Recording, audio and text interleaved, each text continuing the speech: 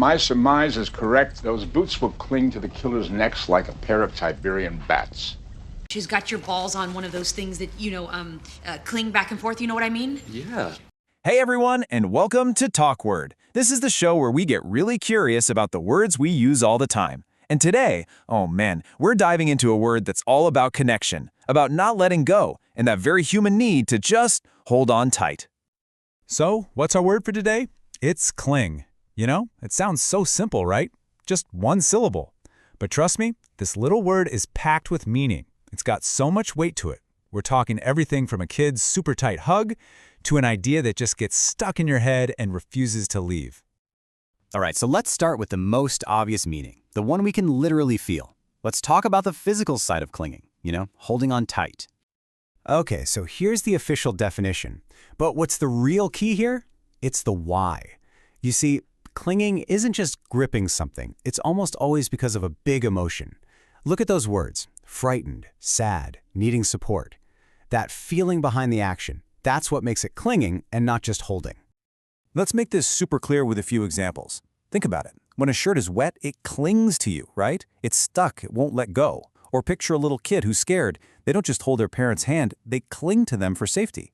It's that same idea with a vine climbing up a house. It's clinging to the wall because it needs that support. You see the pattern? There's always this sense of need, of dependency. Okay, so the physical side makes sense. But what happens when we take that same idea, that same intense feeling of holding on, and apply it to things we can't actually touch? What does it mean to cling with our minds or with our hearts? Now that's where this word gets really interesting. And that brings us right here, to the emotional side of cling. This is all about when our feelings are the ones doing the holding on. So check this out. Physically, you're using your hands, right? But emotionally, well, your tools are your feelings, your beliefs, your memories. It's like you're using your heart to grab onto an idea or a hope and just refuse to let it go. And here's the definition for that emotional side. The word that just jumps out at me here is unwilling. It's not that you can't let go. It's that you're unwilling to. It's a choice. It's that stubborn refusal to stop believing in something, whether it's a hope, a belief, or even power. That's the heart of emotional clinging. All right, so let's see how this actually shows up in real life. Let's look at clinging in action in some common phrases. I love this example because here, clinging is actually a really good thing. It's all about strength, It's about not giving up. She's holding on to that hope, even when it's tough. That's a powerful kind of perseverance. But then, you have this side of it.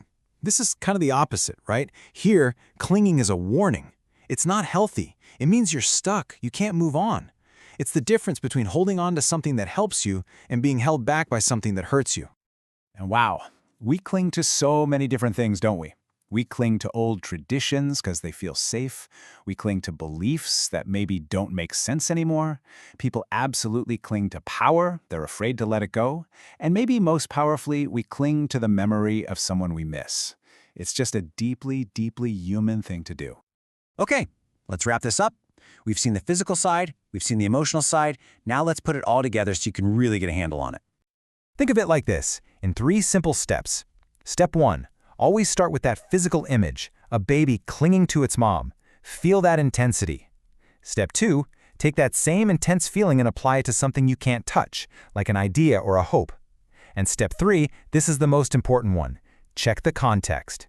Is it a good thing, like clinging to hope, or is it a bad thing, like clinging to the past? That'll tell you everything. So, I want to leave you with a question to think about. As you go through your week, what's one positive idea, one little bit of hope that you can choose to cling to, something that's really worth holding on to? And that's our deep dive on the word cling. I really hope it gave you a new way to think about this powerful little word. Now, if you love this kind of stuff, if you love exploring English and you want to get better at speaking it yourself, well, I've got something you're going to want to check out.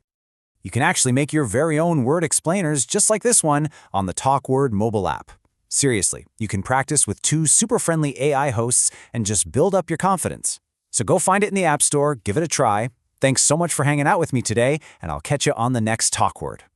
We sometimes cling to things because they're familiar and comfortable. Well, then if you know that, just cling to that.